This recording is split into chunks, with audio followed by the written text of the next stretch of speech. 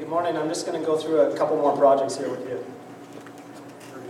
The first is our winter cereal grazing project. There's also another component we've added in the previous year called the winter wheat forage seeding date project.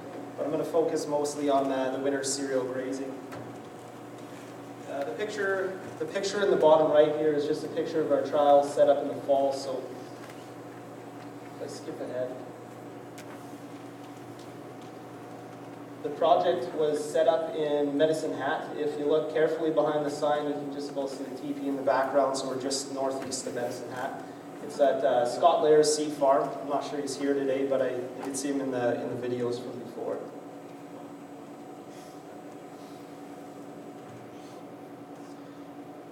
So what we did was we set up two identical trials, and we were seeding in about the middle of August. So what Scott was doing was a practice that they do in other parts of the world, specifically Texas and other places. So a quick show of hands, how many grain farmers here in the room today? And then how many forage and livestock? Couple? Anybody doing both? So this is something you really maybe want to pay attention to. I thought it was a really cool idea as our first foray into forages. So we set up two identical trials, and within each trial, we seeded a number of treatments. So one being winter wheat, one being winter triticale, and another being fall rye. And then we had treated and untreated plots, and then we had a number of blends where we took and blended 50% winter wheat, 50% triticale. And the thought process being to see if we can improve fall vigor and winter survival. So the one trial, which was located right near the other one, the one was fenced off to keep the cattle from grazing it all winter, and then the other one was left to graze. So what Scott was doing was he was going in after a silage crop in the middle of August, going in, seeding his fall cereals, letting the cattle come in, get a nice big thick stand. You can see in the next picture here, so this is about the end of October. You'd have a nice big thick stand, really good feed value in this. He'd bring the cattle in and graze it, and then the next spring come in, knife in fertilizer and see what kind of crop you could get. If nothing else, you could always seed something else in the spring. So he had really good success with it. Our first year, out of all the years I've been doing research with Farming Smarter, was the first year we had pretty poor survivability in Medicine Hat area for our fall cereals. So this is just a picture from the other trial. The bigger, thicker plant stands are the fall triticale, and some of the different blends. The ones that look small there are the ones that we seeded at a later date, but that's from the other trial. So what we did was we took relative feed value. We looked at a whole host of feed components so we could see how nutritious is this crop compared to taking it off and haying it or something like that, and it provides great feed value through the winter for the cattle.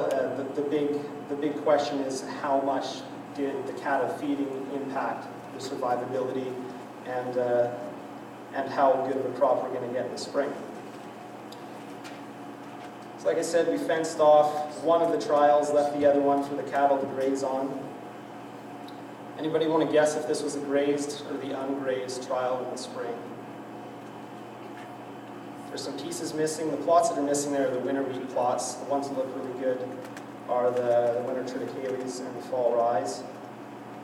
I'll click to the other picture. So that's the grazed plots. If I go back, you can kind of see at the top in the background is the other one. So in this picture here, the plots remaining were the fall rye and the fall triticale. So when we came in the spring, we did some vigor assessments because there wasn't a lot left to take for yield, obviously, from that graze trial.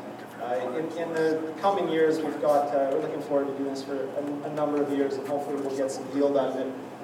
For our spring vigors, what you see is in the blue bars are the grazed trial, and the orange bars are the ungrazed. So down here, where we grazed the winter wheat, there wasn't really anything left to rate. And obviously the ungrazed trial had a lot better vigor for the upcoming coming season, but we'll see what happens moving forward. Our next project is our in-a-row seeding trial. We just wrapped this one up. We've been doing it for kind of unofficially 5 or 6 years, but through the funding for about 4 now. So what we did was we seeded in three different ways. We seeded specifically on-row, inter-row, and check plots. And for the inter-row, we set ourselves up and we said, okay, anything that's exclusively in between the rows is going to be inter-row. And then with on-row, we set up and we seeded everything directly on the row as best we could. And then check, we lined ourselves up, we snapped a new line with our GPS and just drove straight through to see what would happen. So here's a picture of the 2 outcomes from that. The one on your left-hand side is what happens when we seed on the row, and the one on the right is the inter-row. So there's a big difference in stubble disturbance when we seeded. We measured initial plant stands. We have 4 years of data. We have a couple years of temperature data, a few years of weed counts, and 3 years of yield data. So we did weed counts depending whether the crop was seeded inter-row or on-row, and we didn't see any significant differences. And same with the temperatures. We placed little temperature sensors in the soil, and there was no significant differences for that either. Over the 4 years for our plant stand, we did see significant reductions in seeding on the row versus inter-row or our check plots. Except that the recommended seeding rate, or the plant stand, is between about 70 and 100 plants per meter squared. So even when we did see the reduced plant stand, it was never low enough that there might be a major deficit, like a loss in yield. So when we look at the final year's yields, we didn't see a significant decrease for the on-row seeding like we saw in the plant stand. But we did notice that there was a significant reduction for our older hoe openers versus our disc openers in the blue.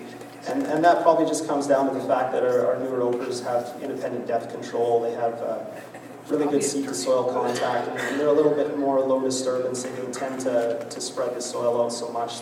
The on-row picture that I showed you was with the hoe openers, and it really tended to make a mess of the stubble. So take-home message, well, I guess that really depends. I'd like to say it conclusively to tell you to do one thing, but it really depends on your seeding operation. If you're already using GPS, if you already have really good signal, if you're already looking at a number of different things, maybe you've had some low plant stands in the past, maybe you've been kind of iffy on your seeding rates, I definitely encourage you to do some inter-row seeding.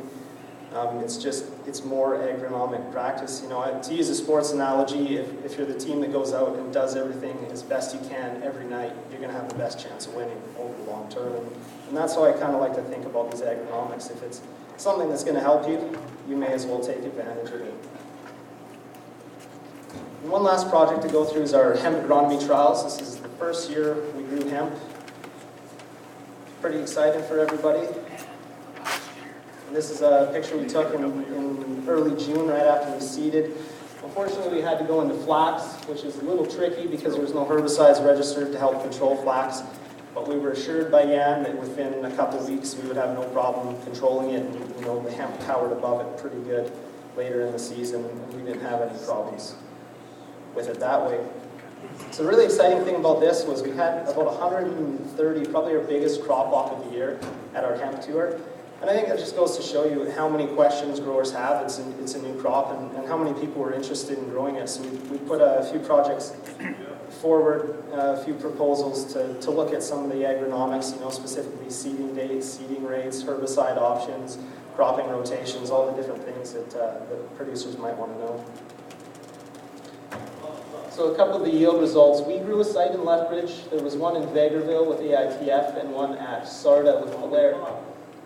So the blue is a Falere, and this is looking at the fiber yield. So hemp's a dual-purpose crop. You have your fiber and your seed. So this is specifically fiber yields. They did really well there, upwards of over 7,000 kgs per hectare. And then if you look in Lethbridge, we had an irrigated and a dryland site. The other ones were just dryland.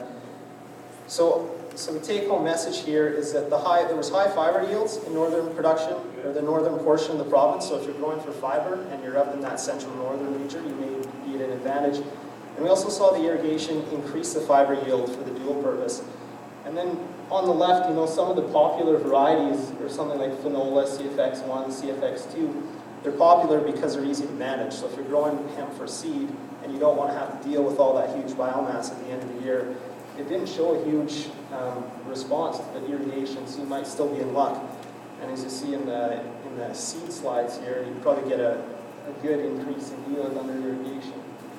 So this is the seed yield for the dryland sites. It's increasing according to the flare sites in blue, going up in order. So flare actually had the highest biomass, but it didn't have the highest seed yields.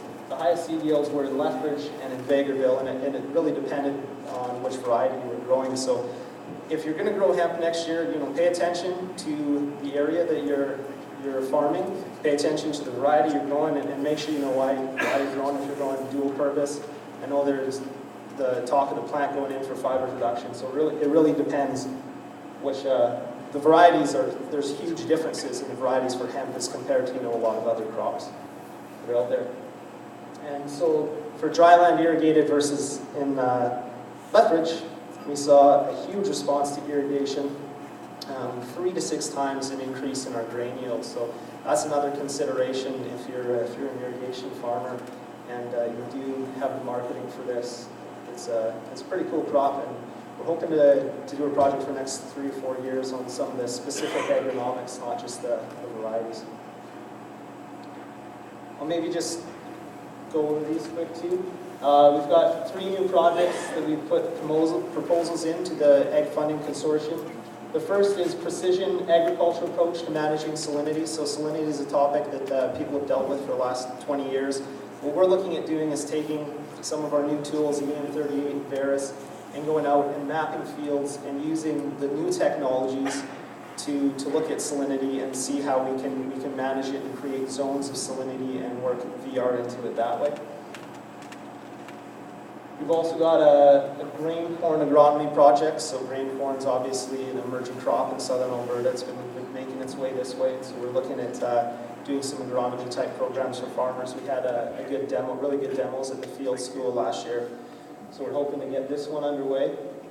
And then we've got a hail recovery project that's been pretty popular and everybody wants to talk about it. It's there's lots of products out there that are marketed for helping you recover after hail. One of the toughest things we've had going forward with this project is figuring out how the heck we go in and have an untreated check when we're looking for hail. So we've come up with a few methods of kind of simulating hail and come up with some ideas. So we're going to look forward to engineering some cool little hail cannons or something like that, or making some mechanical damage on the crop to see how we can test out products and just figure out how we can help mitigate and manage yield losses from hail.